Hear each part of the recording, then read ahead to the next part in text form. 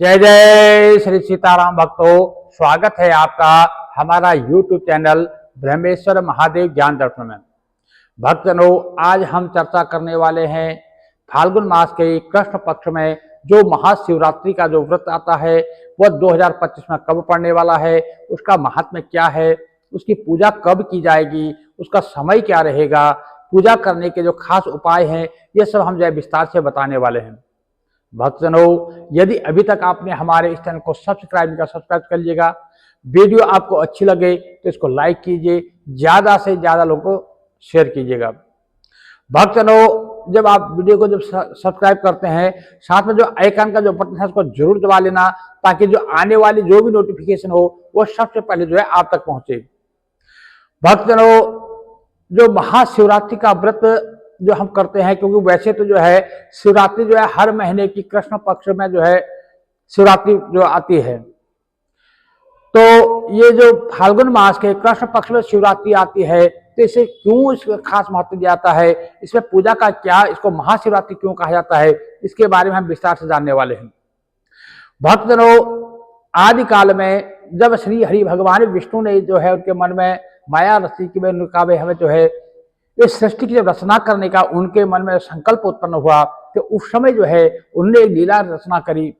तो भगवान श्री हरि के नाभि कमल से जो है एक कमल की उत्पत्ति हुई, उस कमल से जो है श्री ब्रह्मदेव जी का उत्पन्न प्रकाट्य हुआ, और उन दोनों में जो है काफी संघर्ष हुआ। उन दोनों में ये हुआ कि हम में बड़ा कौन, ऐसा उन दोनों में जो है काफी संघर्ष हुआ, काफी वार्तालाप हुई, काफी संघर्ष हुआ।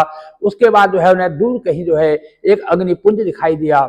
उस अग्निपुंज नामक शिला को देख करके उन दोनों में शंकर जो विचार हुआ कि हम उस अग्निपुंज के पास जाते हैं और उनसे पूछते हैं कि हम में बड़ा कौन। तो ऐसा सोच करके जो ब्रह्मदेव और भगवान श्री हरि विष्णु जो है उस अग्निपुंज के पास में जाते हैं, और वहां पर देखते क्या है कि वो शिला जो है इतनी बड़ी है, ना तो उसके आकाश से भी ऊपर है, धरती से भी नीचे है, कहीं उसका था पाना मुश्किल था। तो ऐसे में जो है दोनों विचार करते हैं। श्री ब्रह्मदेव जो है श्री हरि विष्णु से कहते हैं कि मैं जो है इनके सिर तक ऊपर जो खोज करने जाता हूं कि कहाँ तक ये ऊपर फैले हुए हैं, आप इनके नीचे जो है जड़ में जाओ, कहाँ से ये उत्पन्न हुए हैं, जो पहले पता लेके आएगा वही बड़ा होगा। तो ऐसा विचार करके दोनों जो है अपने अपने कार्य में लग जाते हैं। तो श्री हरि विष्णु पाताल लोक को जाते हैं और श्री ब्रह्मदेव ऊपर को जाते हैं। तो इस प्रकार से पार दोनों में से कोई नहीं पा पाता है। लेकिन जो श्री हरि विष्णु जो है वो हार करके थक करके जो है आ जाते हैं पृथ्वी लोक पर, और ब्रह्मदेव जो है वो हार नहीं मानते हैं, कुछ असत्य भाषण कर देते हैं कि मैं जो है भगवान की जो है इसके ऊंचाई जो है चोटी की खोज करके आया हूं। तो इस प्रकार से जब उनके असत्य भाषण करने पर वह पत्थर पुंज जो है फटता है, उससे जो है बाबा भोलेनाथ जो है प्रकाट्य होता है। तो जब बाबा भोलेनाथ वहां पर जो प्रकाट्य होते हैं उस तेज पुंज से जो निकलते हैं, तो वो दिन था फाल्गुन मास के कृष्ण पक्ष की चतुर्दशी तिथि थी। रात्रि का समय था, मध्य रात्रि का समय था। फाल्गुन मास के कृष्ण पक्ष की चतुर्दशी तिथि के मध्य रात्रि में जो है उस तेज पुंज का जो है बाबा भोलेनाथ का जो है प्रकाट्य हुआ था। इसीलिए जो है इस दिन जो है महाशिवरात्रि के रूप में या भगवान भोलेनाथ के प्रकाट्य उत्सव के रूप में इस दिन मनाया जाता है। भक्तजनों, इसी जो है महाशिवरात्रि के दिन माता शक्ति और बाबा भोलेनाथ का जो है मिलन भी इसी दिन माना जाता है, इसलिए भी जो है इसका महत्व बहुत ज्यादा होता है। भक्तजनों, इस दिन जो है भगवान भोलेनाथ को उनका जो है जलाभिषेक करने से, उनको जो है जो पंचामृत स्नान कराने का, जल से स्नान कराने का, खाली उनका कोई दर्शन मात्र भी इस दिन कर लेता है तो भी उसके पापों का क्षय हो जाता है। इस दिन कहते हैं कि आप जहां भी आपको शिव मिले, जहां भी आपको शिवलिंग जो भगवान भोलेनाथ का जो लिंग स्वरूप जहां दिखाई दे, वहीं आपको जलाभिषेक करना चाहिए। और यदि आपको कहीं प्राप्त होती, उस दिन जो है आपको पार्थिव लिंग बना करके, चाहे मिट्टी का, चावल के आटे का, जौ के आटे का, गाय का गोबर का, या किसी भी जो है आप जो है पार्थिव लिंग तैयार करके उसमें जो है आप अभिषेक कर सकते हैं। हमारे साथ तो यहाँ तक करते हैं कि यदि आपको किसी प्रकार से व्यवस्था नहीं बन पाती है, पार्थिव पूजा नहीं कर पाते हैं, शिवलिंग भी उपलब्ध नहीं है, तो आप जो है अपने बाएं हाथ का अंगूठा खड़ा कीजिए और दाहिने हाथ से जो है उस पर जल डाल दीजिए, तो भगवान भोलेनाथ का जो है अभिषेक हो गया। क्योंकि भगवान भोलेनाथ जो है अवरदानी है, वो तो कण के वासी है, कंकर कंकर में शंकर है। तो इसलिए उनको आप जैसे आप उनको मर्जी लगाओ, भगवान भोलेनाथ बहुत जल्दी प्रसन्न होते हैं। इसलिए इस महाशिवरात्रि के दिन जो है भगवान बाबा भोलेनाथ का जो है व्रत किया जाता है और इसी दिन जो है उनका अभिषेक करने का विशेष नियम होता है। इस दिन किया गया जप तप जला अभिषेक या जो भी आप इस दिन कार्य करते हैं वो उसका जो है अनंत गुणा फल प्राप्त होता है। इसलिए इस दिन सभी सनातन प्रेमियों को चाहिए, सभी जो हमारे शिव भक्त हैं, जो हरि भक्त हैं, उनको चाहिए बाबा भोलेनाथ को जो है एक लोटा जल इस दिन जरूर चढ़ाएं। और जो ऐसा करते हैं उनके जो भी पूर्व संचित जो पाप होते हैं उन पापों का क्षय हो जाता है। श्री हरि भगवान विष्णु भी कहते हैं कि महाशिवरात्रि के दिन जो है शिव जी को शिव शिव जो है बोलने से, हर हर महादेव बोलने से, जो खाली 2 बार हर हर महादेव बोल देता है तो जो उसके सारे कष्ट जो है नष्ट दूर हो जाते हैं। इसलिए इस दिन जो है भगवान भोलेनाथ का जो है पूजन जरूर करना चाहिए।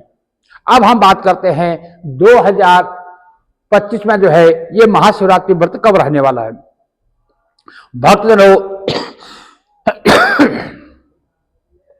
महाशिवरात्रि का जो व्रत है वो फाल्गुन मास के कृष्ण पक्ष की जो चतुर्दशी तिथि आती है उसी दिन किया जाता है। तो चतुर्दशी तिथि का जो प्रारंभ है वो 26 फरवरी बुधवार को दोपहर में यानी प्रातः काल के समय 11:09 से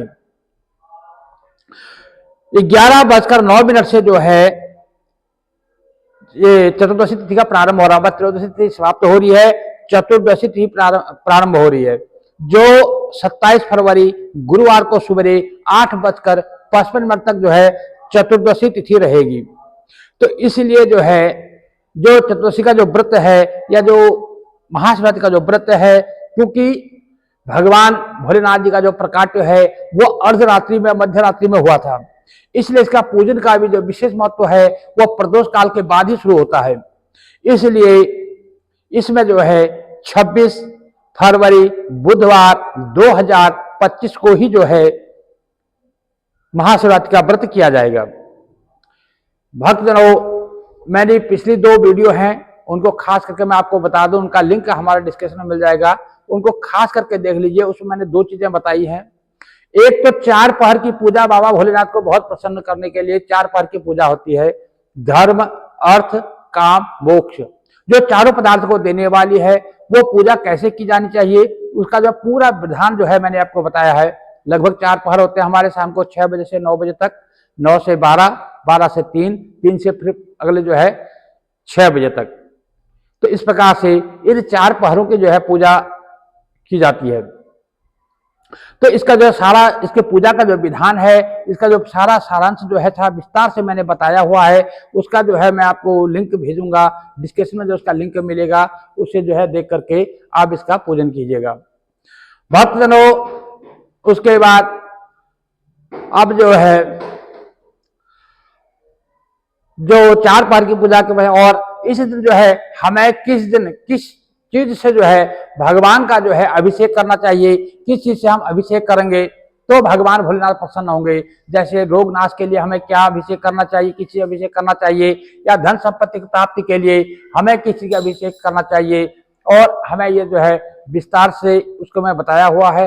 ये भी जो है हम लिंक आपको भेजेंगे, वहां से देख करके आप रोग नाश के लिए, धन प्राप्ति के लिए, संतान प्राप्ति के लिए, सुख समृद्धि के लिए किस चीज से क्या हम अभिषेक करेंगे तो उससे हमें किस से फल की प्राप्ति होगी, ये भी जो है हम विस्तार से आपको बताएंगे। भक्तजनों, इस प्रकार से आप इन दोनों वीडियो का अवलोकन जरूर कीजिएगा ताकि आपको जो है इस व्रत को करने में बहुत ही आसानी हो जाएगी। भक्तजनों, खास तौर पर मैं बता दूं, जो आज का जो खास समस्या है जो हमारे सामने आती है, जो भक्तजनों का हमारे पास प्रश्न भी आता है कि हम कमाते बहुत हैं परंतु हमारे घर में जो है धन संपत्ति रुकती नहीं है, टिकती नहीं है, तो हमें ऐसा क्या करना चाहिए। तो इसके बारे में मैं आपको खास कर मैं आपको बता देता हूं। आपको इस दिन क्या करना चाहिए, महाशिवरात्रि के दिन गन्ने का रस लेकर के, गन्ने के रस से संकल्प पूर्वक भगवान श्री भोलेनाथ जी का जो है अभिषेक करें।